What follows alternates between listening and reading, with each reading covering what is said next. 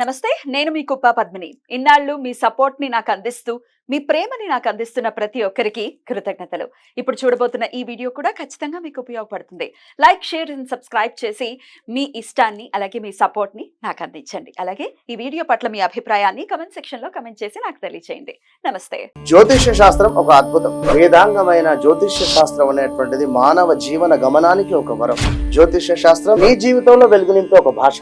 ఆ భాష నీకు అర్థమైతే ప్రకృతి నీతో మాట్లాడుతుంది. అస్ట్రాలజీ నేర్చుకోవాలి అనుకునే వారికి అద్భుత అవకాశం. మురళీధర శర్మ గారి అస్ట్రాలజీ క్లాసెస్ అతి త్వరలో మొదలు కాబోతున్నాయి. 100% జాబ్ గ్యారంటీ. వివరాల కొరకు సంప్రదించండి. నమస్తే, వెల్కమ్ టు అవర్ ఛానల్. నేను పద్మిని. ప్రస్తుతంతో పాటు ప్రముఖ ఆధ్యాత్మికవేత్త, వాస్తు జ్యోతిష పండితులు కేఎస్ఆర్ గారు మనతో పాటు ఉన్నారు. మాట్లాడదాం. సార్ నమస్తే. సార్ ముందుగా మీకు శ్రీకృష్ణ జన్మాష్టమి శుభాకాంక్షలు సార్. మన ప్రేక్షకులందరికీ కూడా శ్రీకృష్ణాష్టమి శుభాకాంక్షలు. శ్రీకృష్ణుడి యొక్క కరుణ కటాక్ష వీక్షణాలతో వాళ్ళందరూ బాగుండాలి, ఆనందాన్ని అనుభవించాలి. శ్రీకృష్ణుడు అంటే మనం ఏదైతే మనకి సుఖాలకు ప్రతీకగా చెప్తామో, కానీ సరే తర్వాత చెప్తాను కానీ ఆయన సుఖాలని మనం తీసుకుని ఆ ఆనందాన్ని అనుభవించాలని కోరుకుంటాం. డెఫినెట్లీ. అసలు ఆయన పేరు ఒక ప్రేమైక మూర్తి. అందులో ఇంకా డౌటే లేదు. ఇది చెప్పాలా, సమ్మోహనామూర్తి. సమ్మోహనాపరుడు. అందులో ఎటువంటి డౌట్ లేదు. ఏది చెప్పాలో కూడా తెలియదు.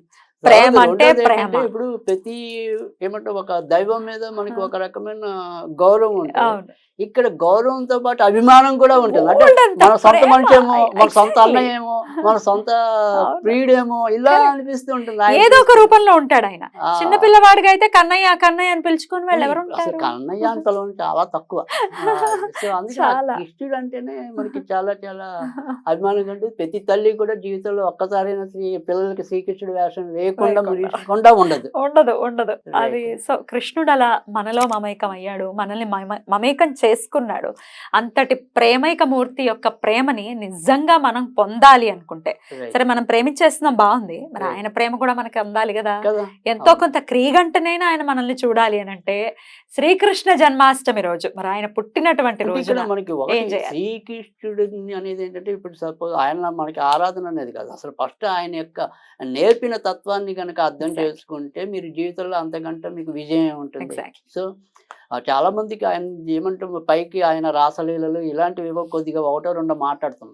అంటే ఏమంటాం, రాముడు అన్ని కష్టాలు పడ్డాడు, శ్రీకృష్ణుడు ఏదో సుఖించాడు అనుకుంటాం జనరల్ గా. అంత లేదు. కానీ శ్రీకృష్ణుడికి అసలు చిన్నప్పటి నుంచి కష్టాలే కదా. అనేక మంది రాక్షసులు చెప్పాల్సి వచ్చింది, పుట్టకుండానే వేరే చోట పెరగాల్సి, జైల్లో పుట్టాడు పాపం, అర్ధరాత్రి పుట్టాడు. సో ఇలా ఎన్నో ఉన్నాయి.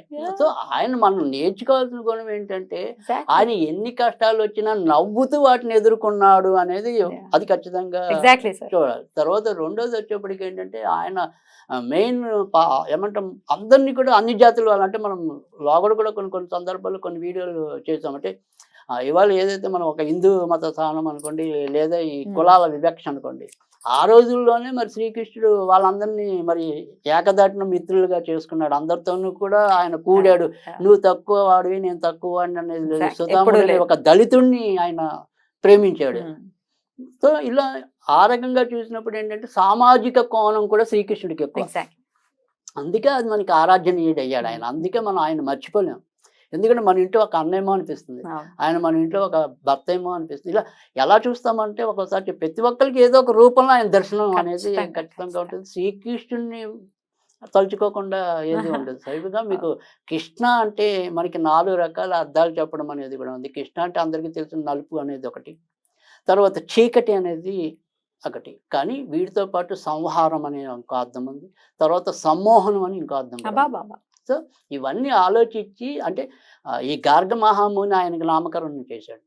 సో ఆ గార్గ మహాముని ఈయన యొక్క చరిత్ర మరి వాళ్ళకి మునులకు తెలియకుండా ఎందుకంటే ఈయన అవతార పురుషుడు కాబట్టి గమనించి ఆయనకి శ్రీకృష్ణుడు అనే నామధేయాన్ని ఇచ్చాడు.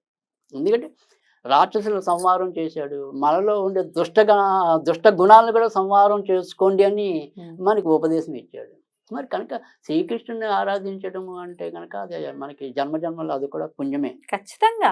సో అందుకని ఆ కృష్ణుడిని మరి ఏ రకంగా ఆరాధించాలి ఈ రోజు అనేది, సరే ఎవరి శ్రీకృష్ణ దీనికి కూడా వ్రతం అనేది ఉంటుంది. ఆ వ్రతం చేసుకునే వాళ్ళు చేసుకుంటారు, అవన్నీ కథా కమేష్ మావులే తెలుసు, అందరికీ తెలిసిందే. సో అది కదా. కానీ ఇక్కడ మన వరకు వచ్చేప్పటికి ఏంటంటే ఏదైనా సరే శ్రీకృష్ణుడు చాలా మందికి ముఖ్యంగా మనకి మంత్ర తంత్ర శాస్త్రాల్లోకి వచ్చేప్పటికి ఏంటంటే ఎక్కువగా శ్రీకృష్ణుని ఏ నేపథ్యంలో తీసుకుంటాము అంటే కనుక ఒకటి ఆకర్షణ శక్తి పెరగడానికి శ్రీకృష్ణుడి యొక్క మంత్రాలు ఉపయోగపడతాయి. మరి రెండోది సంతానవతులు కాలేని వాళ్ళకి సంతానాన్ని కలిగించడానికి కూడా ముఖ్యంగా సంతాన గోపాల వ్రతం అనేది కూడా ఉంటుంది. ఎన్నాళ్ళు చేయాలండి ఇది వ్రతం? అది కూడా మామూలుగా లెక్క ఎప్పుడైనా సరే 1 సంవత్సరం 3 సంవత్సరాలు బేస్ సంఖ్య, దాన్ని మళ్ళీ పరిసమాప్తి చేసుకోవాలి. సో ఉద్యాపన ఈ సంతాన గోపాల వ్రతం అనేది ఒకటి. అయితే వీటన్నిటికీ కూడా ఇక్కడ ఏంటంటే ఇటు ఆకర్షణకి కానీ ఇటు సంతానానికి కానీ ఒకే ఒక మంత్రం ఉంటుంది. సంతానానికి ఏంటంటే ఎడిషనల్గా ఇంకో వాక్యం అనేది చేరుస్తాము. బట్ ఆకర్షణకైనా సంతానానికైనా ఇక్కడ ఉన్నది అయితే ఒకటే మంత్రం ఉంది యాక్చువల్గా. సో ఆ మంత్ర జపాన్ని ఈ రోజు ఎవరి శక్తి అనుసారం వాళ్ళు చేసుకోవటం అనేది. తర్వాత రెండోది ఏంటంటే ఈ శ్రీకృష్ణాష్టమి నాడే ఇందాక మీరు చెప్పినట్టు కాళికాదేవి అనేది కూడా మరి కాళీ జయంతి.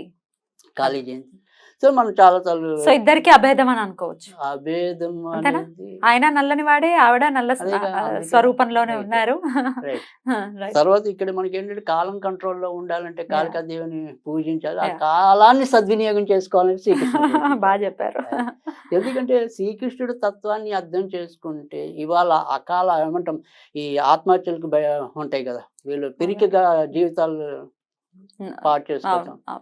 తర్వాత ఏ కర్మని ఎలా ఆచరించాలి అనేది కూడా మరి శ్రీకృష్ణుడి ద్వారానే మనకి అర్థమవుతుంది. సో అందుకని మరి ఆ శ్రీకృష్ణుడు అహింసో పరమో ధర్మ అనేది మనం ఒక వాక్యాన్ని మాత్రమే ప్రాచుర్యంలోకి తెచ్చాం, కానీ ధర్మయుద్ధ పరమేవచ అని చెప్పి దాని తర్వాత కంటిన్యూ. అంటే ఏదైనా సరే ధర్మం ప్రకారం పోరాడితే కనుక అది ఎప్పుడు కూడా ఒకసారి చేయాల్సి వస్తుంది. కరెక్ట్.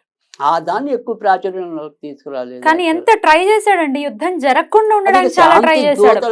చాలా ప్రయత్నించాడు. ఆయనకి ఏం అవసరం దూతగా వెళ్లాల్సినంత కర్మ ఏం పట్టింది ఆయనకి? ఇంతమంది చనిపోతారనే కదా, వద్దంటే మూర్ఖత్వానికి పోయి ప్రాణాన్ని. అదే కదా, అవన్నీ కూడా మనకి ఏంటంటే ఈ శ్రీకృష్ణుడు వల్లే మనకి అన్ని అర్థమవుతాయి. బతకడానికి మనిషి బతకాలి అంటే కనుక ఖచ్చితంగా శ్రీకృష్ణుడి యొక్క తత్వాన్ని పోసన పట్టుకుంటే కనుక జీవితంలో వచ్చే అన్ని రకాల కష్ట సుఖాలన్నింటినీ ధైర్యంగా ఎదుర్కోగలగటం అనేది ఉంటుంది. సరే, ఇంకా మనం ఎంత చెప్పుకున్నా అది అవునండి, అసలు ఆగదండి బాబు. ఇది దీంట్లోకి భాగవతం చెప్తామా, భారతం చెప్తామా, అందుకని ఆయన దేంట్లో ఉంటాడు, అన్నిట్లోనూ ఉంటాడు అక్కడక్కడ. సో అందుకని ఇంకా అది సరే తర్వాత మనకి కానీ బట్ ఆకర్షణకి చెప్తా అన్నారు కదా. ఆకర్షణకి ఏంటంటే కనుక అది చాలా సింపుల్. ఓం హైం హ్రీం శ్రీం క్లీం. ఓం ఐం అండి, ఐం ఐం హీం, ఇది ఇక్కడ యారాల వాళ్ళ హీం.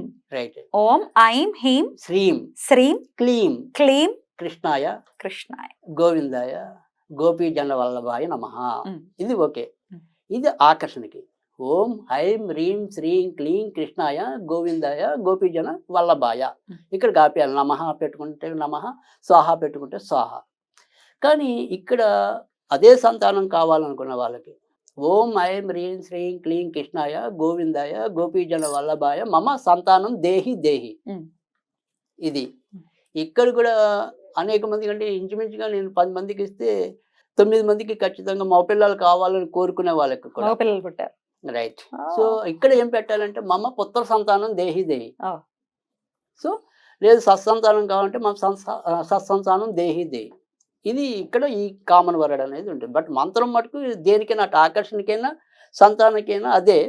బట్ ఇక్కడ సంతానం కావాలనుకున్నప్పుడు దాని కోరికని ప్రత్యేకంగా దానికి చేర్చడం అనేది ఉంటుంది. సో ఈ రకంగా కనుక జపం చేసినట్టయితే ఖచ్చితంగా మంచి జరుగుతుంది. అయితే దీని ఏంటంటే ఈ ప్రక్రియ నా దగ్గర చాలా మంది వచ్చే క్లయింట్కి శ్రీకృష్ణాష్టమి నాడు మొదలెట్టినా చేయగలిగే వాళ్ళు ఉంటే కనుక కనీసం 90 రోజులు చేస్తే, అంటే ముఖ్యంగా ఈ ఆకర్షణ శక్తి కన్నా కూడా ఈ పిల్లల బాధలు ఉన్న వాళ్ళు కానీ, పుట్టిన పిల్లలు సరిగ్గా మందకొడిగా ఉండటం కానీ, ఇలా ఏవైతే పిల్లల వల్ల బాధపడుతున్నారో లేదా పిల్లలు లేక బాధపడుతున్నారో అలాంటి వాళ్ళందరికీ కూడా పైన సత్సంతానం దేహి దేహి అనేది ఒకటి. తర్వాత రెండోది ఏంటంటే ఈ 90 రోజుల్లో వచ్చే సోమవారం కానీ బుధవారం కానీ కొద్దిగా అటుకులు కానీ వెన్నపూస కానీ నివేదన చేస్తే తప్పకుండా కోరిక తీరటం అనేది ఉంటుంది. నేను అనేక మందికి ఇచ్చి పరిశీలించి చెప్పినటువంటి విషయం. సో మనం ఏదో పుస్తకంలో చదివింది కాదు, కృష్ణ అనుకోవటమే.